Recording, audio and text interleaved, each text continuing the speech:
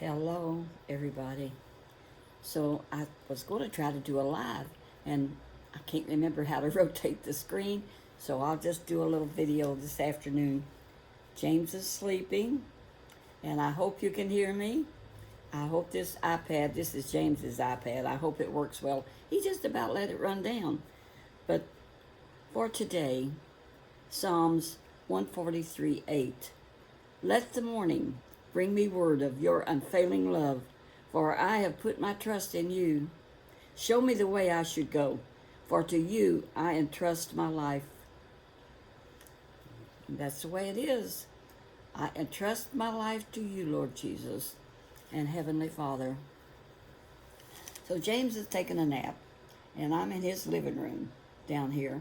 And I thought, I haven't made a video today. We've been so busy. We went to the thrift store, and that was nice, visiting with our friends down there. We go every Friday morning, and tonight we are going to go have a supper at the Knights of Columbus, and I'm looking forward to it. That is one of the best seafood dinners you can get in this area, and I love it. So I hope y'all are doing well. We're doing well. And I've been watching some of my friends on YouTube, like Miss Senioritis, which I still can't hardly find her. I tell you what, it's hard to find that girl. And I really like to see her because she had some good stuff on the other day with her horses and things and her farmland. I enjoyed that so much. I hope she does some more of that because it's so peaceful to just look at that. And I like those kind of scenes. So this morning, James's truck, he's been hauling dirt. How exciting. If I could carry this big old iPad around and it was charged up, he's been working over here. We have places here on where we live over here at his house that needed dirt because it's mainly mud puddles out back. And he's got a big old truck and the battery is dead. So he's trying to get it charged up. He's going to take it to Walmart and get another battery. I like this scarf. It's pretty. There we go. Just fling it around. So we've been so busy, and I'm taking a rest. Now this shirt here is what I put on when it gets chilly at night, and we're sitting here in the living room. And I just put it on instead of a robe. My daughter called me today, and baby Kim, and I talk about everything on YouTube. Some I probably shouldn't. But I was talking about somebody I knew, and she said, Mom, did you know what you put on? I said, no, what is it? She said, well, you was talking about something that you don't approve of, and they're going to know who they are. I said, well, what was it? Because I don't say anything derogatory about people, But this was not a relative exactly, but someone I know. And I said, I'm sorry, I don't know what it is. She said, well, somebody saw it. And I said, well, what was it? Let me know. I'll apologize. So Kim said she looked and she can't find where it's at.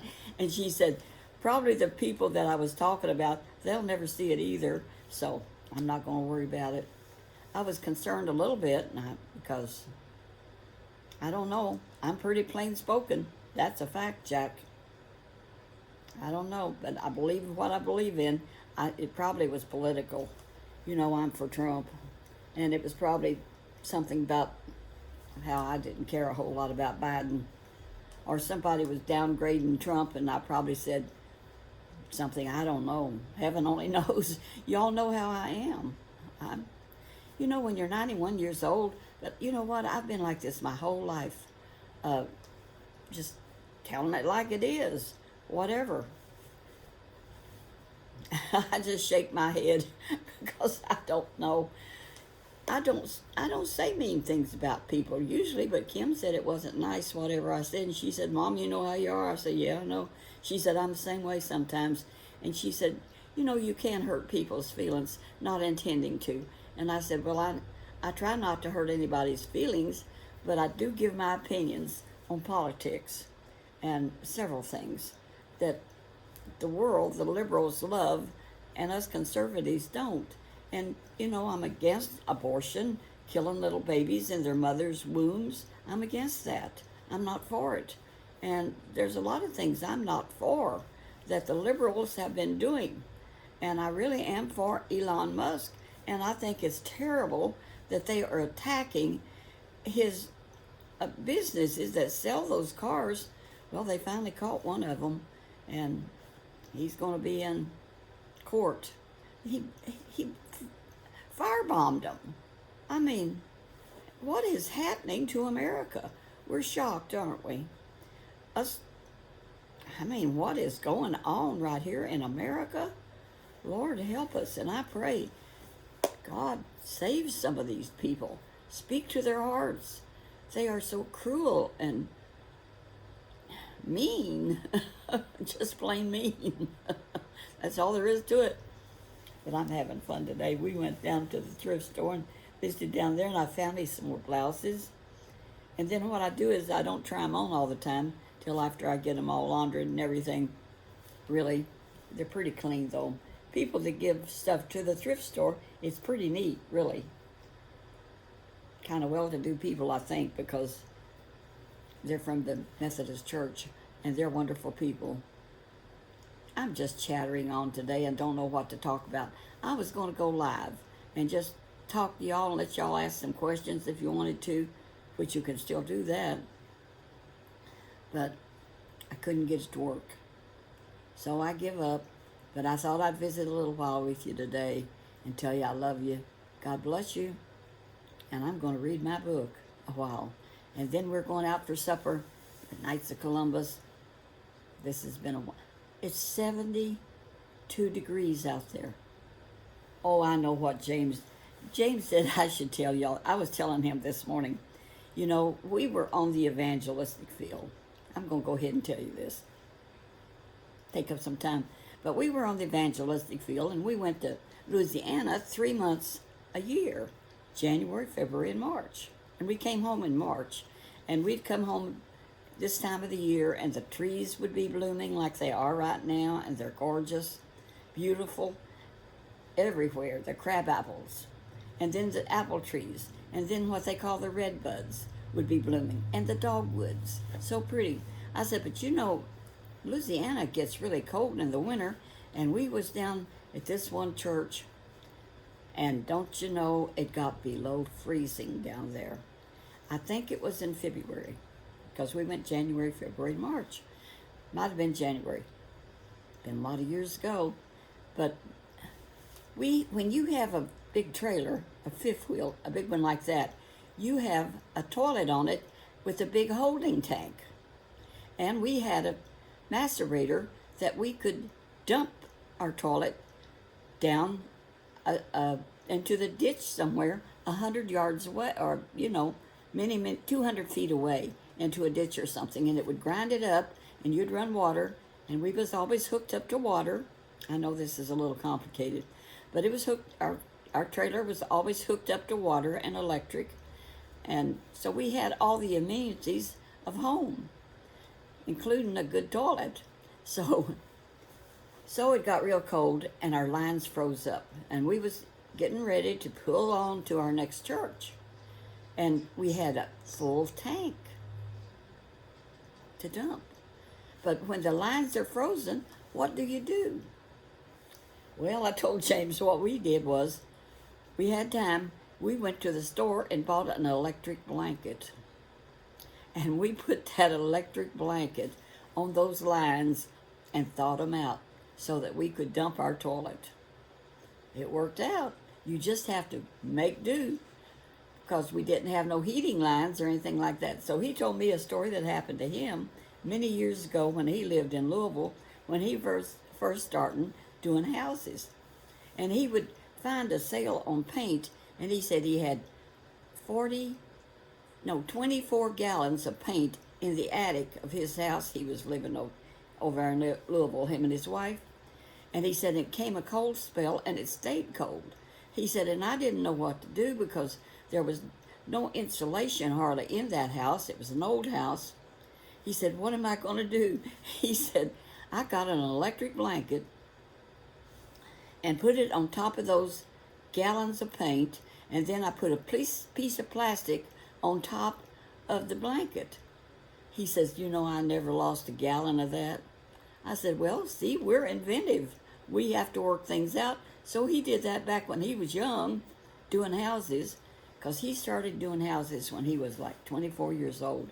And he said that one time, he was buying a house, and he didn't quite have enough money. So the man took his motorcycle for the rest of the money. So he was a dealer. So James could figure it out. So he let him have money plus his motorcycle. Well, when I married James, his sister-in-law, sister to his wife, and she always cleaned house for him. She's gone on to glory. So many have gone on to glory. So I had a motorhome, and he had a motorhome, and I sold mine. I had given it to my son, and my son gave it back to me, and I used it when James and I was dating and courting, and I could take my motorhome to the Bluegrass, and he took his van. So when I sold mine, he bought a really nice motorhome, a 32-foot. Mine was only a 24-foot, and it just had like a 3/4 bed, or you have to sleep up over the front, and it wasn't real comfortable because it was, but I liked it. I could drive the thing, and I'd drive it to Bluegrass. And so anyway, he bought this great big one, and it was wonderful. And it had a big bed and everything. But his sister-in-law said, getting back to the subject, which I kind of got drifted from, she said, you know, James is a wheeler dealer. And if somebody offers him something for that trailer, it'll be gone. You won't have a trailer, or you won't have a camper. And you know what I said? Because God had blessed me, and I had enough money inherited that I told her, I said, honey, if he wants to wheeler deal and get rid of it, I said, I'll just buy me another one. It's not a big problem. She was always envious of James's wife, and when because James's wife could have anything and everything, and she had it tough, and James always felt sorry for her and helped her as much as he could, because she had a divorce and couldn't make it hardly on her own. So they took two of the daughters, which we are very close to one of them now. Fact is, she's a blessing to me, and she helped me straighten out. She lives right next door to me now. All those girls did. He sent them to school and kept them till she got on her feet, till his sister-in-law got on her feet, and helped as best him and his wife were so kind. And then one of them had this child out of wedlock, which lives next door to me, and her name is Megan, and she is the most beautiful girl. And James raised her because the mama was the young unmarried mother, and she couldn't take care of her. And so when she was about 3 years old, James and Margie took that beautiful little girl and raised her. James sent her to college, but James's wife passed away. But that was the joy of James's wife, because they couldn't have children. And so they had that little girl, and she was a great blessing, and she still is. She tells, when you talk to her on the phone, she don't hang up without telling me or James, I love you guys. I love you. And we love her too, because when I married James, she accepted me completely as his wife and always treated me with respect. I thought I might have trouble as a stepmother, but I never had one iota of trouble from her. I can't say that about her mama. Her mama kind of resented it, but now we're good friends. And she came over the other day, her mama did, who lives next door to me. And she helped me clean my living room and straighten up. I bought a new fire stick, and it was too complicated for me to put the new fire stick in this TV I have in my other room of my house. And man, she is techie, and she could do it, and it was wonderful the way she helped me. And then when I need something clean, Tammy's my helper, and such a blessing. So I thank you, Jesus, for Tammy and Megan and James's family. And Kim has invited us for Easter dinner, and James is wanting to go someplace else. And I told him, I said, you know, when we go to your sister's house, there is so many people there that, I mean, James's sister has a big family of kids, grandkids, and it's just plumb crowded. So the last one I went to where they had a whole bunch like that, it was good weather, and I stepped out the door on the porch and was sitting out there where it was kind of comfortable. And guess who I found out there? James's sister sitting there too. She kind of had to get away from the crowd. When you get older, you just don't care for crowds that much. You really don't. And I've had crowds all my life. When we were on the evangelistic field, these churches always threw us a big dinner. Or not always, but quite often they would have a pitch-in dinner. And we got a lot of food, good food, especially in Louisiana. I told James, I said, I loved Louisiana. But one thing you knew about Louisiana, when you're driving down the highway and when you cross the state line, you can smell Louisiana because they have those paper mills down there, and those paper mills really do have a bad odor, and you get used to it after a while, but it takes a little while. And they're everywhere, those paper mills. They raise the big pine trees just for the paper mills, and they make big business on the paper mills, but it don't smell good. And there's so many good churches, and we went to the little churches and the bigger churches. And that first church we went to at Brother King's church at Lafayette, I think that's the name of the town, where my granddaughter, well, no, she was a niece. She's a niece, and her husband went to this big church, and she wanted Brother King to have us come because she knew that Buddy had went on the evangelistic field, and Brother King booked us, and he had the biggest church in Louisiana. Well, when he booked us and we held a revival, from then on, when I did my promo, I do promotion, I could do that. I would tell them, you know, we've been to Brother King's church, and they would think if Brother King had them, they must be good, which wasn't necessarily true. But Buddy could sing good, and he didn't speak forever.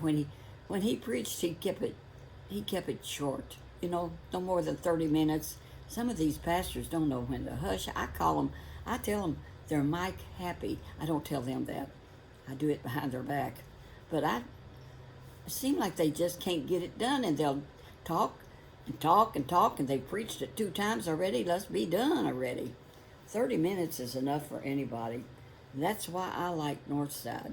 And we stream Northside all the time. I'm sorry, John. F. Carmichael, he's a wonderful pastor, and I love him. But sometimes he gets a little long-winded. He always has. But that's the way with the Pentecostal preachers. They've always done that. That's just their style. And he is a good preacher. And he watches my YouTube sometimes. He's been preaching on the 10 Commandments, and now that's been really good, because you shall not lie, you shall not kill, you don't envy, you don't steal, you don't bear false witness. He's been preaching on them, and he's been doing a good job of it, and I've been streaming them, and my nose is itching, excuse me. Where's my Kleenex? There it is. So he's been doing a good job on the 10 Commandments. So they are so important. And you know what? They're still in effect. God didn't say, I'm done with the 10 Commandments. You can now quit. We still must obey the 10 Commandments. And don't bear false witness. And I mean, you know, and in one state, I saw where they are putting the 10 Commandments back on the wall, and I think that's North Carolina. I hope I'm talking loud enough. If not, y'all tell me. I forgot to turn off my hearing aids again. I'll check it and see if it's loud enough. And if it's not, too bad, Dad. I can always delete it and just forget it. It's not the end of the world. So I'm going to let y'all go.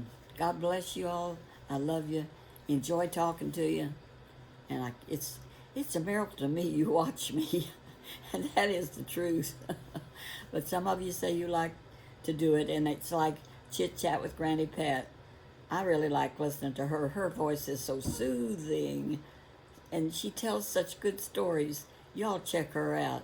Chit Chat with Granny Pat. Her birthday's coming up. She's gonna be 89, and she don't look 89, but she's a sweet woman. God bless y'all. Love you. Walk that path where Jesus would be pleased with you. Bye bye.